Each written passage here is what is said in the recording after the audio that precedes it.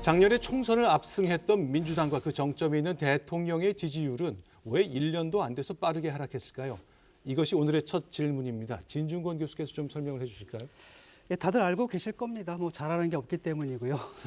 그동안에 이제 코로나 가지고 버텨왔는데 이제 코로나도 그 검사 국면에서 이제는 백신 국면으로 넘어가면서 다른 양상이 펼쳐지고 있고, 먼저 정책의 측면에서는 이제 소득주도 성장 같은 것들이 효과가 별로 나타나지 않고 있고 오히려 네. 부작용도 나타난 걸로 보고가 되고 있고, 부동산 3법 같은 건 대표적이죠.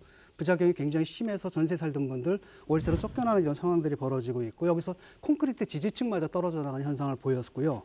그 밖에도 뭐 탈원전 사업 같은 것도 좀 비리로 좀 얼룩져 있는 상황이고, 그다음에 검찰 개혁도 지금 국민들의 75%가 지금 취지나 방법에서 문제가 있다라고 대답하고, 둘 다 옳다라고 대답하는 분들은 17%밖에 안 됩니다. 네. 공정과 정의 가치를 뭐 조국 사태나 윤미향 사태 때문에 훼손시킨 데다가, 저는 더 결정적인 게 뭐냐면 정치 커뮤니케이션이 굉장히 이상하거든요. 왜냐하면은 이분들이 보통 이제 중도층을 끌어안는 전략을 펴야 되는데, 중도층 없이 우리 핵심 지지층만 안고 가도 집권할 수 있으며 통치할 수 있다는 이상한 철학을 갖고 있기 때문에 지금 중도층을 하나도 좀 돌보지 않는 겁니다. 국민들도 알고 있습니다. 코로나 방역 같은 게 어렵다. 그리고 집값 잡기가 쉽지 않다. 그런데도 불구하고 국민들이 분노하고 그로 인해서 지지율이 떨어지는 지점은 저는 두 가지가 있다고 생각을 합니다. 사실 이제 코로나 방역 문제, 부동산 문제, 뭐 이런 중요한 문제가 있는데 엉뚱한 데 집중하는 것이 첫째입니다. 작년 내내 정부에서 이제 가장 시끄러웠던 것이 법무부 장관하고 검찰총장의 충돌이었거든요. 네. 저는 그것을 보면서 이게 누가 옳고 그러고 또 뭐 비판하고 하는 거를 떠나서 우리가 지금 이거 할 땐가, 많은 국민들이 거기에 공감을 했을 겁니다. 또 그 두 번째로는 정책을 하다 보면은 애초에 생각했던 효과가 안 나타나고 부작용이 나타날 수가 있습니다. 시행착오가 있는 거죠. 그러면 유연하게 저희가 이렇게 생각했는데 잘 안 됐으니까 이렇게 고치겠습니다. 이러질 않고 끝까지 우기고 고집을 부리는 겁니다. 수정을 전혀 하지 않고 또 이걸 좀 바꿔보자고 얘기하는 사람들은 말하자면 그 나쁜 놈들, 이런 식으로 공격을 하는데 국민들이 질린 것이 아닌가, 이렇게 생각을 합니다. 예, 우선 신년벽두에 이제 국민들께 희망을 좀 드리면 더 좋겠는데요. 아픈 말씀들 겸허히 잘 듣겠습니다. 이제 그럼에도 불구하고 작년에 OECD나 IMF 같은 국제기구에서도 평가를 했지만 한국이 OECD 37개 국가 중에 경제 성장률도 제일 낮고, 그다음에 재정도 가장 효과적으로, 즉 작게 쓰고 큰 효과를 거두는 아주 정부의 유능함을 발휘했다, 이렇게 평가를 이제 하고 있습니다. 네, 김영배 의원님께서 이제 유능이라고 하는 표현을 쓰셨는데, 저는 이렇게 지금 문재인 정부에서 지지율이 하락하는 이유가 유능의 문제만은 아니라고 생각을 합니다. 네. 이 촛불을 통해서 우리 사회가, 그러니까 유능한 국가, 부강한 국가를 만들어 달라고 한 게 아니라 나라다운 나라를 만들어라라고 하는 것이 국민적인 지지의 원인이었다고 생각하고, 이 나라다운 나라라고 하는 거는 뭐 대단한 경제 성장을 이루라거나 아니면은 뭐 재정 건전성을 뭐 지켜야 된다거나 이런 걸 얘기한 게 아니라 도덕적으로 원칙이 있는 정말 기본적인 나라의 꼴을 갖추는 그런 개혁을 하라는 의미였다고 봐요. 근데 결과는 뭐 그런 뭐 경제 성장이나 어떤 스스로의 유능함을 자평할 정도는 당연히 아니라고 생각할 뿐더러 심지어 내로남불에 자기 편 지키기 위해서라고 한다면 심지어 국민의 분열조차도 아랑곳하지 않겠다라고 하는 모습에서 유능은 바라지도 않아요. 그래서 무능하더라도 착하니까, 그래도 니들이 도덕적이니까 한번 해봐라라고 준 건데 심지어 도덕적이지도 않아. 라고 하는 부분에 있어서 개혁의 적임자가 아니로구나 라고 했던 지지를 다시 거두어들이는 것이 시작된 거라고 저는 봅니다. 성과는 성과대로 좀 축적을 하지만 높은 시민적 기대에 우리가 좀 부족한 점이 뭐가 있나, 이런 부분에 대해서는 앞으로도 계속 고쳐나가는 게, 뭐 진보라는 게 결국 현실을 고치는 것이니까요. 네. 자기 혁신도 굉장히 중요한 진보의 아주 덕목이 아닌가, 이제 그런 생각을 하고 말씀 잘 듣도록 하겠습니다. 무한 책임이라는 말씀을 하신 건데, 부동산 가지고 자신 있다, 집값만은 걱정 마세요 하고 24번씩 정책을 냈는데 왜 우리는 전세가 이렇게 어렵냐. 그럼 민주당 의원들이 토론회 같은 데 나오시면 집값 잡힐 겁니다. 시장에 탓을 돌리기도 하고, 그러면서 계속 핑계를 대는 겁니다. 어디 가서 물어볼 수가 없는 거죠. 저는 왜 민주당에서 이렇게 예전 야당 시절처럼 책임을 지지 않는 모습을 보이고 남 탓을 하는지, 거기서도 지지율이 많이 내려간 원인이 있다고 생각을 합니다. 이제 제가 볼 때는 이문 정권이 과거의 정권들하고는 달라요. 뭐 진보든 보수든 간에. 과거의 정권들은 잘못을 하면 인정을 했거든요. 사과하고 반성하고 그다음에 반성하는 척이라도 했는데 지금 이분들은 반성을 하는 게 아니라 아예 그 잘못 안 했다. 그래서 자기들을 잘못했다라고 말하는 그 기준 자체를 바꿔버리거든요.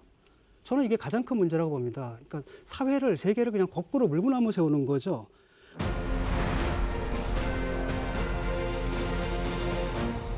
저는 사실 지난주에 이제 네. 보수를 말한다 토론하시는 것도 봤어요. 네. 그리고 오늘 제가 진보를 말한다에 나왔는데 사실 지금 이 진보 내지는 보수라고 하는 프레임이 대한민국의 정치 지형에 존재하고 있는 정당들이나 정치인들의 현실을 제대로 포착할 수 있는 프레임인가에 대해서 별로 동의할 수 없고 네.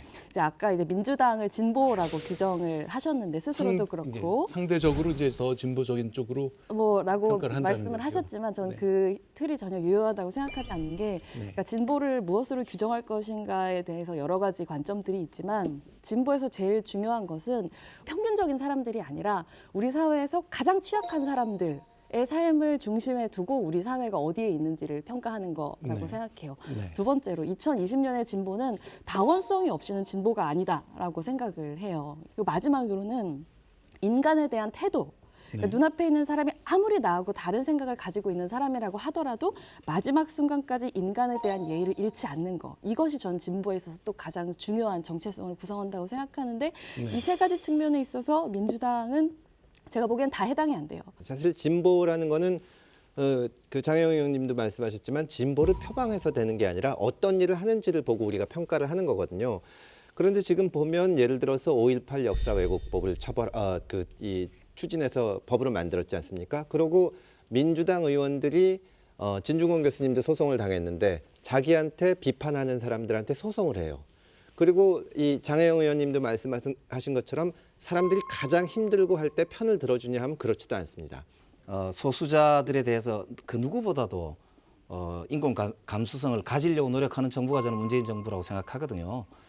그런데 이제 부족한 게 많아요. 해보니까 정부라는 게 이제 재정도 한계가 있고 또 이번 21대 국회 이전에는 사실은 민주당 의석수가 아시다시피 네. 아주 이게 다수만은 아니었단 말입니다. 네. 그러다 보니까 사실은 단기간에 그런 일을 해내는데 한계도 있었던 거는 좀 분명한 사실이고요. 그래서 이제 고칠 건 고치고 또 더 갖출 건 갖추고 하겠습니다. 근데 진중권 교수님한테 하나는 좀 제가 말씀을 드리고 싶어요.